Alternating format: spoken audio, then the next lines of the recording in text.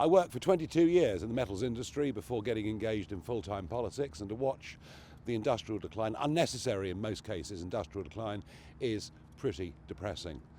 Be in no doubt that energy prices are the key component of this disaster. Take aluminium, for example. We no longer produce any aluminium in Britain. Both our big smelters have gone. Why? The energy price is simply too high. Both Richard Tice and I spoke out very publicly just over 5 years ago against British Steel being put into the hands of Jingye, and frankly, even though we're guests on their premises, when this closes down, if this closes down in a month's time, I'm sure the Chinese Communist Party will be absolutely delighted because production will move over there. We've gone through this for years. Redcar in 2015 under the Conservative government, they appeared to be pleased that the closure of Redcar would mean we'd lower our carbon dioxide emissions. No one giving half a thought for the fact that the production went straight across to India and the goods were then shipped back to us. But that doesn't seem to matter in our net zero world. When Richard and I agreed with Andrew that we'd come here, I don't think we'd realised until we got here today just how severe the situation is. These are the last 2 blast furnaces operating in the United Kingdom. They will both be closed by the middle of May unless immediate action is taken.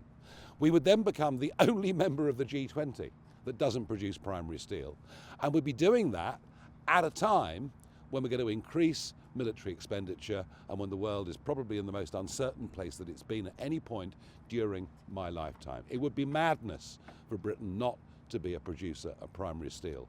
Some will talk about the arc furnaces, but they of course consume vast amounts of electricity, and our electricity prices for industrial users are the most expensive in the world.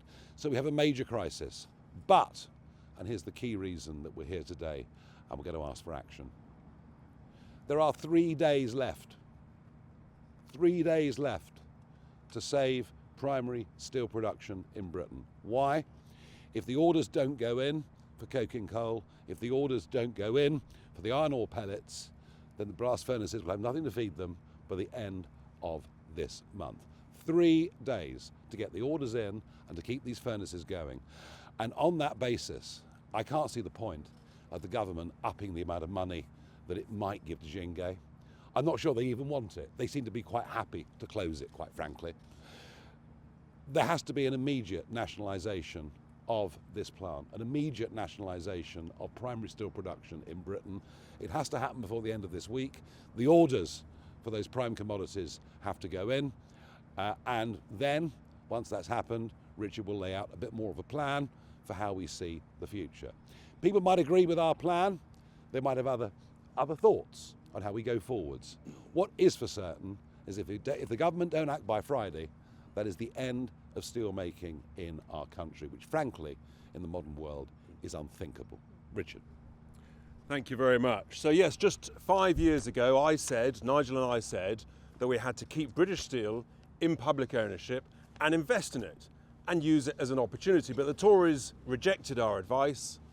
3 months ago, I led a debate in Westminster Hall and I said we must not let these blast furnaces here in Scunthorpe shut down. 12 days ago, I stood in the House of Commons and I said to the Minister that if the Chinese are giving up on British Steel, well, the British people do not want to give up on British Steel. I said, let's use this as an opportunity.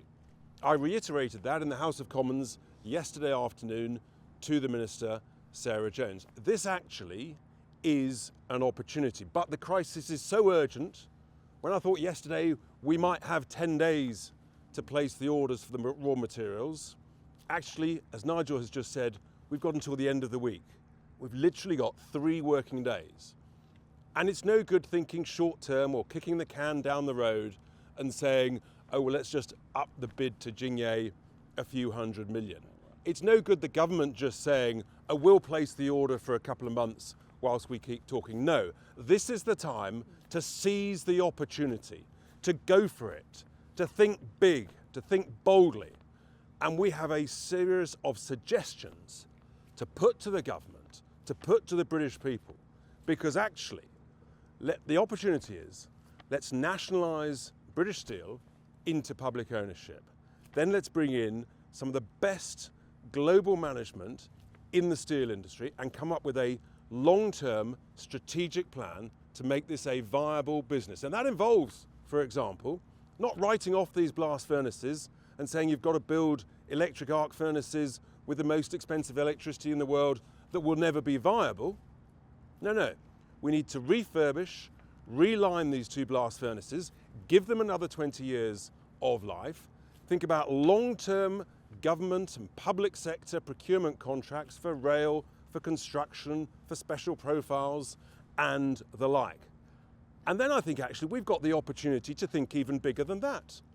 Why would you build new electric arc furnaces here in Scunthorpe when there's a couple of electric arc furnaces down the road at Rotherham lying idle, owned by Liberty, that clearly have got no ability to get them going again? So actually the opportunity, folks, is to think big, think boldly, take those into public ownership, merge them into a unified group, and then actually we can have a serious, successful, viable British steel business that is focused on the United Kingdom.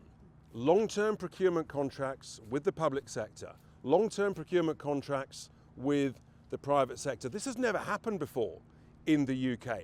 It's just basic common sense. We are, of course, at Reform, the party of common sense. These are our ideas.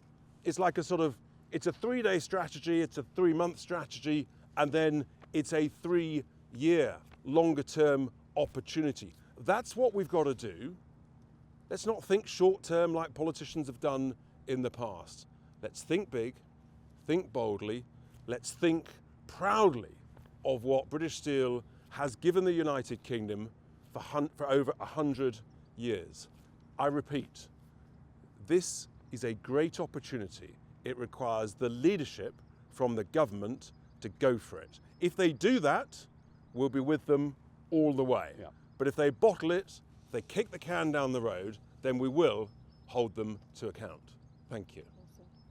5 or 6 years ago, I was saying very loudly and very publicly that selling the Scunthorpe works to Jingay was a mistake. The other bigger point that I've made for years is that we have the most expensive energy prices industrially of any country in the world, and literally we're witnessing deindustrialization before our very eyes.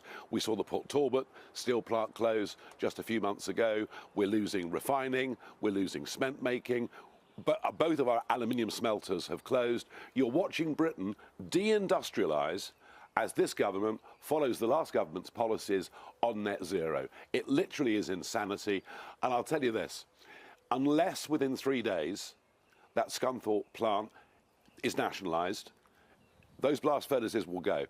We will become the only country in the G20, the only major economy of the planet that doesn't produce primary steel.